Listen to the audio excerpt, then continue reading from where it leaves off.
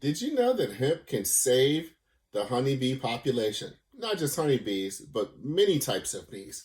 Um, there are honeybees are responsible for pollinating about 70 of the nearly 100 crops that feed the entire global population. And their extinction could account for the loss of plants, other plant life other than those plants that we just discussed, and the animals that eat those plants, us included. So this is why bees are like so important. They keep plants alive and thriving. They're responsible for pollinating all sorts of plants. And what is killing the bee population? We've heard about this over the last couple of years. We have a declining bee population, and rapidly so over the last 15 years or so. Scientists are worried about a group of pesticides called neonicotinoids. Sounds like cigarettes for bees, but basically they disrupt the instincts of the bees, such as navigation and memory. Other things that may lead to the bee population, diminishing bee population, is like junk food. They like sugary, sweet stuff like corn syrup and things made from corn syrup and sugar, but those things do not have pollen. And pollen helps bees build their resistance to disease.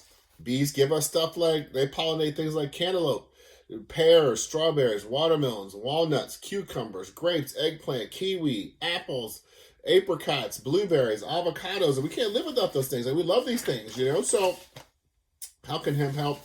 Hemp apparently is a pollen machine, and bees love it. They just go right to it.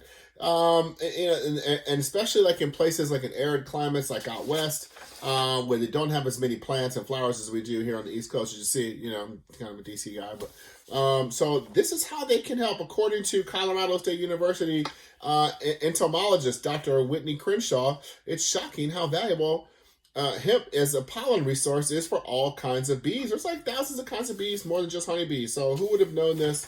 And that is a great did you know today. Let's see if we can kind of do a little bit more research on that and see like maybe what we could do to help save honeybees. So that is fantastic.